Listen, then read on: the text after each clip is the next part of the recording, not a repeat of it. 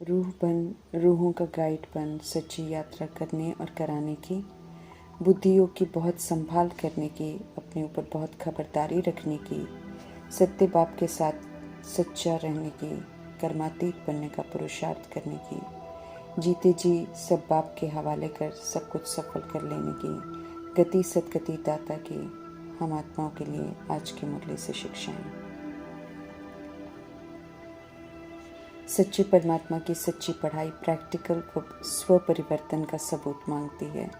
इस पढ़ाई में थ्योरी के मार्क्स सिर्फ 25% हैं, बाकी तो 75% प्रैक्टिकल धारणा स्वरूप बनने के हैं, जो चलन और चेहरे द्वारा स्पष्ट होंगे। जिनका निरंतर निराकार परमात्मा संग कनेक्शन होगा, उनके हर संकल्प बोल कर्म द्वारा सेवा होगी।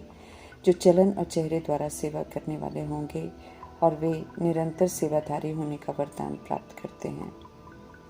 वरदाता परमात्मा समझ देते हैं कि सदा इस स्मृति में रहो कि हम आत्माएं कोटों में कोई बाप को जानने और पाने वाली आत्माएं हैं। सदा इसी खुशी में रहेंगे तो ये रूहानी अनोखी खुशी से हमारे चेहरे चलते फिरते सेवा केंद्र बन जाएंगे। रूहानी खुशी वाले चेहरे सभी को आकर्षित करेंगे और उनसे बाप का परिचय सभी को मिलता रहेगा। इस विधि से परिचय देने के योग्य बाप दादा हर बच्चे को समझते हैं। तो जब योग्य हैं तो चलते फिरते या खाते पीते अपनी चलन और चेहरे द्वारा बाप का परिचय देने की सेवा करते रहें। इससे निरंतर परमात्मा संग कनेक्शन होने से सहज ही निरंतर योगी भी और निरंतर सेवाधारी भी बन जाएंगे। ऐसे बाप के संग की उनको जानने और उनको पाने की स्मृति से सदा हर्षित रहते हुए चलन और चेहरे से सेवा कर वरदान को फलीभूत कर निरंतर योगी और निरंतर सेवाधारी का वरदान प्राप्त कर अपना बनाने की समझ दे रहे हैं। ज्ञान मार्ग सत्य मार्ग है। चूँकि इस मार्ग पर हम रावण के पराये राज्य में चलते हैं, इसलिए ऑपोजिशन भी है, परिस्थितियाँ भी हैं, विघ्न भी हैं, हिलाने वाले मायावी पेपर्स भी हैं, माया रूपी कमजोरियाँ भी हैं, पुराने स्वभाव संस्कार भी है जो हिलाने आएंगे। परंतु समर्थ परमात्मा हम आत्माओं को समर्थ बनाते हैं। इसलिए माया दुश्मन जितना भी हिलाना चाहे, हमें अंगद समान सदा अचल अडोल एक रस रहना है। अगर ऐसा रहेंगे तो माया दुश्मन कभी भी हिला नहीं सकेगी।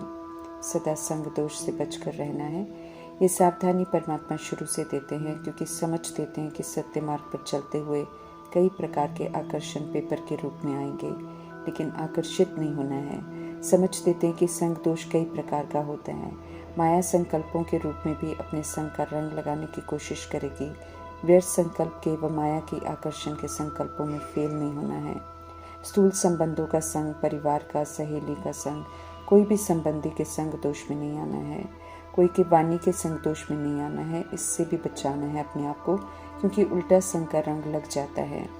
अन्न का संग दोष भी लग जाता है। किसी के स्नेह के वश भी अन्न दोष में आ जाते हैं। कर्म का संग दोष भी लग जाता है। तो संग दोष से बचना है और ईश्वरीय संग में रहना है। इस संग के आधार पर अनेक संग दोष से बच जाएंगे। संग दोष में आने से उल्टे कर्म होते हैं और बाप की याद भूल जाती है। यूं तो बाप का बनकर भूलें करना मना है। अभूल बनाने आए हैं परमात्मा, लेकिन जब तक देह का भान और अभिमान खत्म नहीं होता, तब तक भूलें होती रहती हैं, क्योंकि देह समझकर चलना ही पाप कर्म है। देह के भान को भुलाने के पुरुषार्थ में अगर हमसे कोई भूल हो भी जाती है तो तुरंत क्षमा मांगनी है प्रभु से, तो अवस्था आगे बढ़ती रहेगी। परमात्मा संग सच्ची दिल रखनी है। चढ़ती कला का आधार है ये। हमसे कोई भूल होती ही नहीं, ऐसा कहकर अपने आप को मियाँ मिट्ठू नहीं समझना है।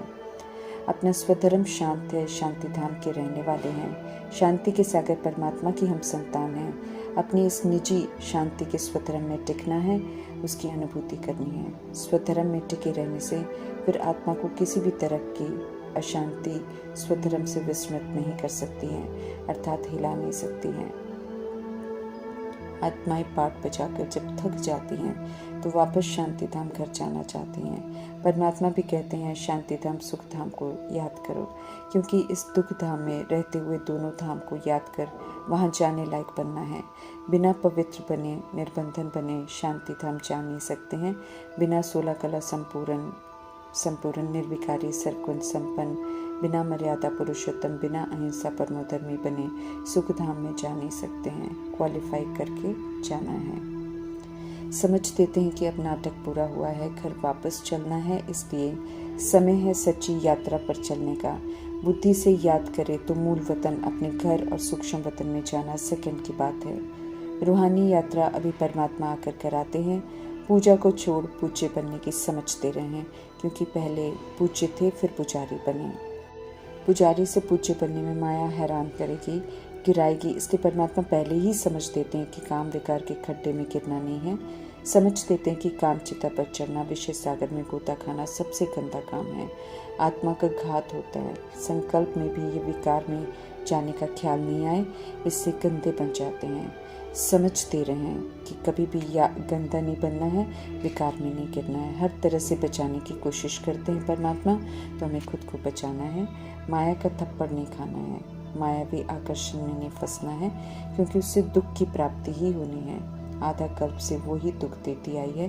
परमात्मा तो दुखों से छुड़ाते हैं। समझ देते हैं कि पिता कभी बच्चों को दुख नहीं दे सकते हैं। सभी आत्माओं के पिता हैं, तो कैसे दुख दे सकते हैं। समझ देते हैं कि हम सब अपने लिए ऐसे उल्टे कर्म बनाते हैं जिससे दुख की प्राप्ति होती है। न बाप को भूलना है, न उनकी अच्छी शिक्षाओं को भूलना है। कथनी करनी रहनी सब समान बनानी है, इसलिए सत्य बाप को नहीं भूलना है।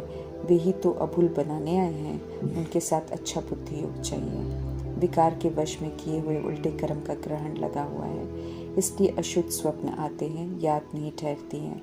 याद करते करते ग्रहण से छूटते जाएंगे, फिर ये अवस्था आएगी जो आत्मा को खींच होगी, लेकिन श्रीमत पर चल लायक भी बनना पड़ेगा।